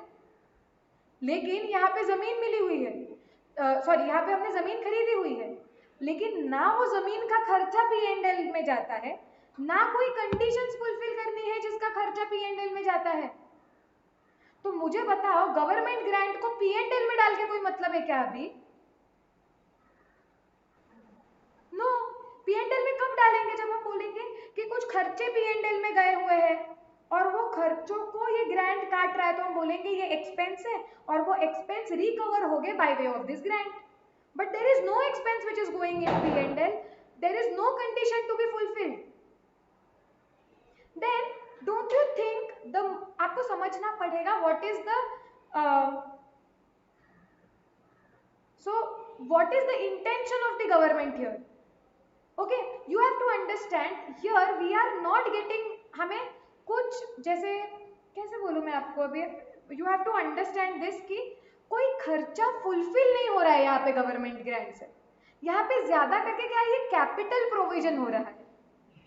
ऐसे नहीं है ना कि गवर्नमेंट बोल रहा है कि आप कुछ कंडीशंस फुलफिल करो, गवर्नमेंट बोलेगा कुछ कंडीशंस फुलफिल करो तो हमें कुछ खर्चे करने पड़ेंगे और वो खर्चे पूरे करने के लिए गवर्नमेंट हमको मदद दे रहा है। यहाँ पे वैसे नहीं हो रहा है ना, यहाँ पे एक्चुअल नेचर कैसे हो रहा है वो समझ के लो। यहाँ पे it shot don't, it is not income, don't income हम क्या बोलते हैं कि it is not income, it is more logically capital provision. Don't you think it is something like government is financing your land? Yes, see पहले machinery के case में भी यही होता था। ओके, प्लीज अंडरस्टैंड, जब गवर्नमेंट हम 5 लाख की मशीन खरीदते थे और गवर्नमेंट हमें उससे 2 लाख रुपए देते थे तो it is like government is providing us finance for machine. But उस केस में वो मशीन का खर्चा कॉस्ट P&L पे जाता था कि हमें मशीन को यूज करने का हर एक साल में एक लाख का खर्चा हुआ, तो हमें वो खर्चे को कम करके दिखाना पड़ता था क्योंकि हमें उतना खर्चा नहीं हुआ था।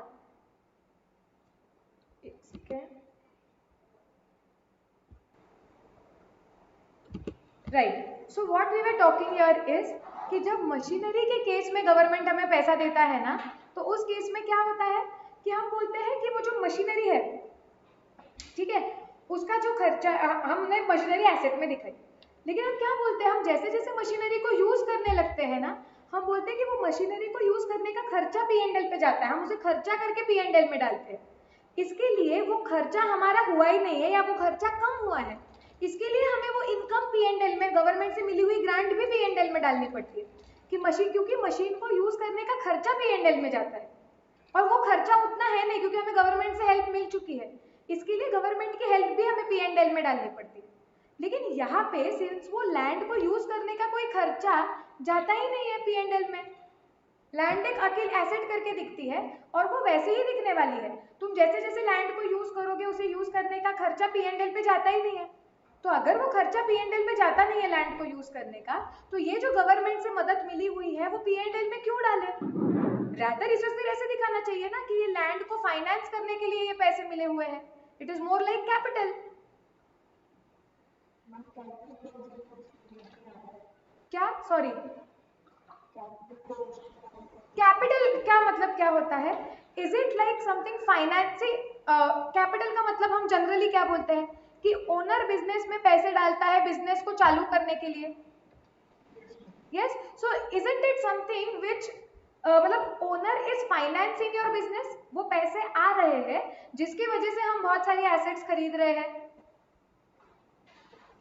तो this is something like that. See अगर लैंड का डेप्रिसिएशन भी होता था ना, तो लैंड को यूज करने का खर्चा P&L पे जाता था, तो मुझे वो खर्चे को जो काटने के लिए गवर्नमेंट से मदद मिली हुई है, कि क्योंकि वो खर्चा कम हो जाता है फिर मेरा, तो मुझे वो गवर्नमेंट से मिली हुई मदद भी इसलिए P&L में डालनी पड़ती है। लेकिन यहाँ पे मेरे पास जमीन दिख रही है, लेकिन वो जमीन को यूज करने का कोई खर्चा P&L में जा ही नहीं रहा है, तो ये गवर्नमेंट से मिली हुई मदद इसलिए मैं P&L में नहीं डालती हूँ। मैं क्या करती हूँ, इसे एज कैपिटल दिखाती हूँ कि मुझे ये गवर्नमेंट से मिला हुआ कैपिटल है to finance my assets.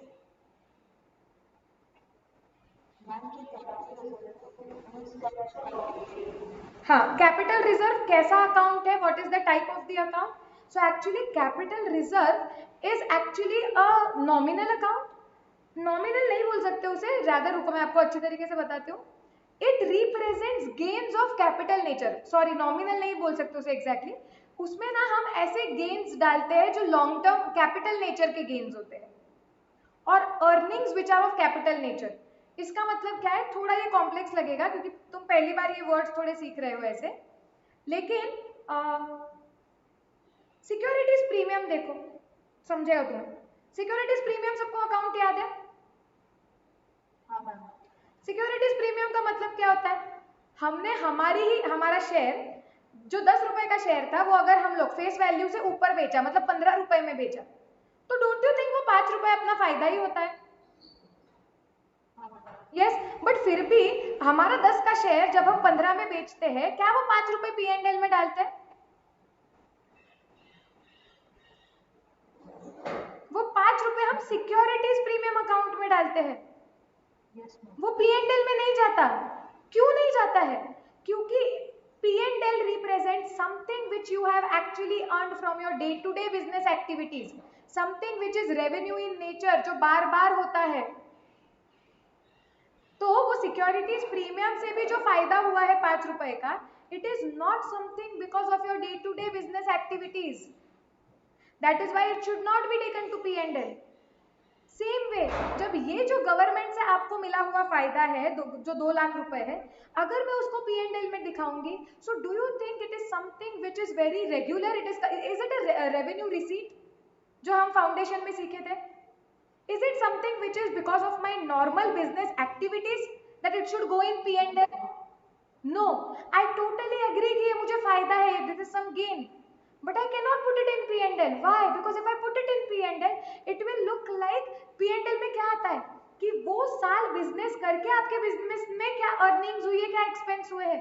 This is not related to your day to day business activities, this is capital in nature. ये कभी कभार होता है, ये आपके day to day business activities को रिलेट नहीं करता है, एंड दैट इज वाई उसे P&L में जाके दिखाना will not be correct, and morally it is like ये वन टाइम होने वाला गेन है, and that is why it is parked in capital reserve account, जो बैलेंस शीट में दिखता है।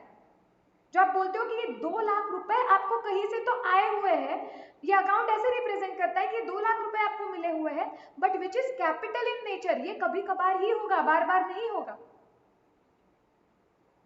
So there is something on your asset side which has come from this capital reserve. It has not come out of your day-to-day business activities. It has come out of this capital money, which is going to stay in your business for a longer period of time. Are we understanding this? समझ रहे हैं ये? You have to understand the intention or the substance of that transaction to understand the accounting. अब तक काफी लोग मुझे ये पूछेंगे कि मैम मशीनरी भी फाइनेंस हो रही थी, मशीनरी भी फाइनेंस हो रही थी, लेकिन मशीनरी का खर्चा आप P&L पे डाल रहे थे कि 5 लाख की मशीन है तो एक एक एक एक करके ऐसे 5 साल पे जा रहा था वो, तो इसके लिए वो खर्चा काटने के लिए जो गवर्नमेंट ग्रांट मिली है वो भी P&L को जा रही थी। लेकिन यहाँ पे एसेट साइड पे लैंड है, उसका कोई भी खर्चा P&L में नहीं जा रहा है, तो अगर खर्चा P&L में जा ही नहीं रहा है तो उसे काटने वाली गवर्नमेंट ग्रांट भी P&L में नहीं जाएगी। लेकिन फिर मैम हमें 2 लाख रुपए तो मिले हैं जो हमारा फायदा है, करेक्ट है, लेकिन मैं P&L में दिखाऊंगी तो ये रेवेन्यू रिसीट हो जाएगी, but this is not something out of my day to day business activities. So ma'am but I will have to show somewhere कि ये 2 लाख रुपए मिले हैं, so I will show it as a capital reserve कि अब कभी कभार होने वाला फायदा, जो हमारे लायबिलिटी साइड पे दिखाया जाएगा। Are you absolutely clear now? So if no condition is attached, in that case मेरी, अगर मैं एक क्वेश्चन को ऐसे चेंज कर देती हूं, so my entry would be directly bank account debit to capital reserve 2 lakh. ये कभी कभार होने वाला फायदा है, जो वहां पे पार्क है ये कभी भी P&L को जाएगा नहीं, क्योंकि वो कोई भी खर्चे को नहीं काट रहा है जो खर्चा P&L में जा रहा है। ये लॉन्ग टर्म वन टाइम वही गेन करके ये अकाउंट में बैठा हुआ है। तो यहाँ पे आपको बैलेंस शीट में देखो दिखेगा कैसा कि यहाँ पे एक लैंड है जो हमने 5 लाख की खरीदी होगी, और यहाँ पे लायबिलिटी साइड पे दिखेगा कैपिटल रिजर्व 2 लाख का। तो मतलब ये 5 लाख की एसेट है, जिसमें से 2 लाख रुपए हमें कैपिटल, क्योंकि ओनर से डाला हुआ कैपिटल भी लायबिलिटी साइड पे दिखाते हो ना, कि यहाँ पे एसेट्स है, ओके। और वो एसेट्स कहाँ से आई, तो ये एसेट्स इन शॉर्ट बिजनेस में कुछ ओनर ने लगाया हुआ पैसा है, जो कितना है वो हम लायबिलिटी साइड पे दिखाते हैं। तो हम यहाँ पे भी वही दिखा रहे हैं कि यहाँ पे एसेट है 5 लाख रुपए की, और ये 5 लाख में बिजनेस में लंबे समय तक लगा हुआ पैसा है जो गवर्नमेंट ने दिया हुआ है, जो यहाँ पे कैपिटल रिजर्व करके दिख रहा है।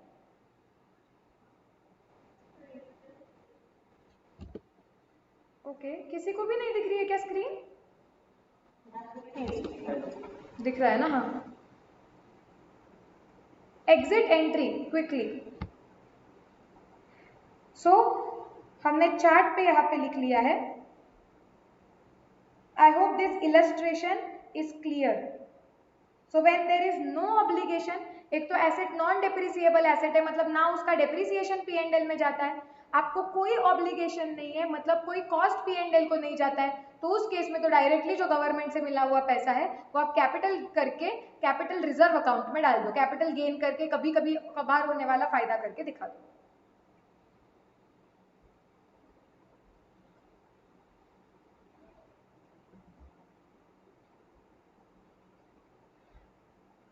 Are we clear? वो इलस्ट्रेशन आपको लिखना है, तो वहां पे क्या करो, जो हमने ओरिजिनल इलस्ट्रेशन लिखा है ना, पिछले सम में आपने लिखा था, उसमें ही चेंजेस कर दो पेंसिल से। दैट इन दिस केस, ये वाला इलस्ट्रेशन जो हमने लिखा है, जो अभी मैंने चेंज किया, आप पेंसिल से लिख दो। In this case if no conditions are attached,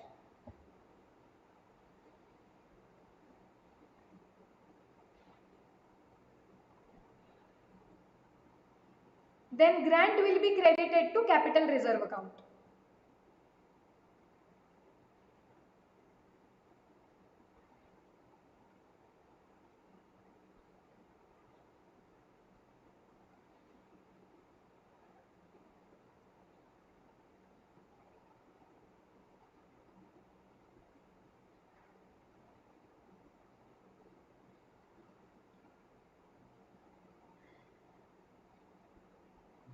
Done?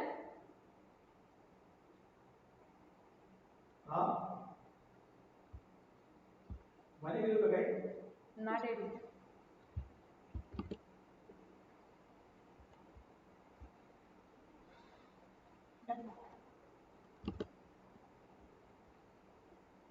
Okay, चाहिए तो रिवीजन के लिए चार्ट का स्क्रीनशॉट ले लो।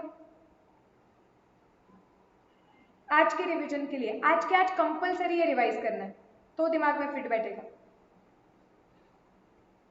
मैं एक बार रिवाइज करवा दूं क्या, सिर्फ मॉनिटरी वाला पार्ट?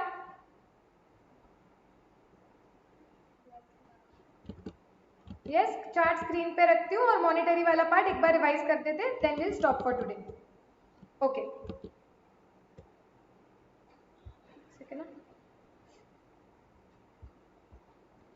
राइट। सो फोकस एकदम हाई रखो। जब भी हमें गवर्नमेंट ग्रांट मिलती है, हम उसे 2 पार्ट्स में डिवाइड करते हैं कि क्या वो काइंड है या वो पैसों में मिली हुई है। अगर हमें पैसों में मिली हुई है मतलब वो मॉनेटरी ग्रांट है।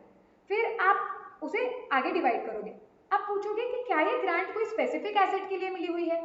स्पेसिफिक एसेट का मतलब होता है the grant is received with the condition that the grant is to be used only for purchase, construction और otherwise acquisition of the asset. Okay, हाँ ग्रांट स्पेसिफिक एसेट के लिए मिली हुई है।